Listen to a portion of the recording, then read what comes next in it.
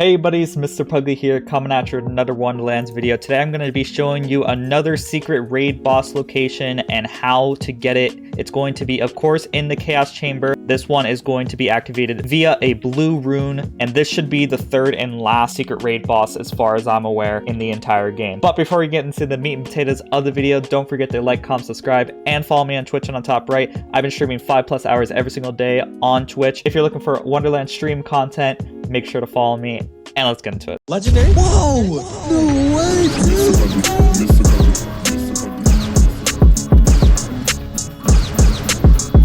This one is guaranteed to spawn in the Chaos Chamber for the Chaos level 7 runs, so it can spawn in this particular area. This is the Blight Hoof area, and all you need to do is activate the ruin. I'm going to go all the way back here. You can see where the ruin is, and once you activate it, there is going to be a couple things that spawn. It's going to summon a wisp. It's going to go all the way over here.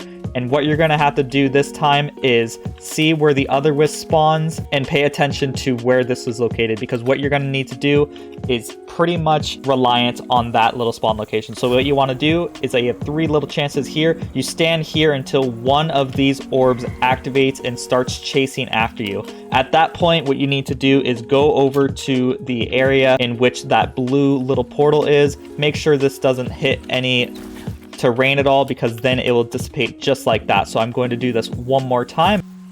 So essentially what you're doing is making sure this ice glob gets right next to this thing, and then you want to explode it. Once you've done that, you fulfilled all the conditions, and all you have to do now is just finish the Chaos Chamber. Once you complete the boss, you'll be presented with 2 portals. You want to make sure you take the red one, because the red one will actually lead you to the secret boss arena. You'll hit a little lag spike every single time, at least for my system it does, which is a bit weird. And all you need to do is use the jump pad. You'll be right into the middle of the arena, and then the encounter says fight the maker, which is essentially Tiny Tina, and then she's going to spawn the raid boss in just a few moments here. And the name of this boss is going to be Gloopathoth, Keeper of the Abyss. Now this boss has a lot of bone HP bars, which means you should be using some cryo weapon to deal as much damage as possible. Once again, all buffs and curses will carry over to this arena, so make sure to get as many buffs as possible. Make sure not to take as many curses. Since we know the ice orbs can destroy on objects, make sure whenever she sends out those ice orbs to actually get behind an object or have it activate right next to one of these, just like how you activated the ruin. So I'm gonna walk over here. I should be having a ball following me. It might actually detonate before I get here. Yeah, it detonated before I got here. But if you were to get here on time, you would be able to detonate it right on this little thing, which will then allow you to stun the boss pretty much. Alright, so I see these ice orbs are right next to this container. I'm going to detonate it, and now we have an ice orb of our own that allowed us to stun the boss. Now at this point, this is when you want to deal as much damage as possible, because essentially the boss is stunned for a long time, which is a lot easier to accomplish than the other bosses, I will say. What I like to do is I like to literally camp every single orb like right behind it, so whenever she sends an ice attack at us, we can counter in our own way by stunning her really easily, like so. She's stunned now. We can hit the orb above her, which allows us to deal tons and tons of damage. As you saw right there, we just did a huge chunk of her HP, despite me not having a large quantity of super good gear. And if the orbs are spawning when you don't need them to, you can also destroy them just like that. Now this boss, just like the other ones, will spawn 3 levels above your character,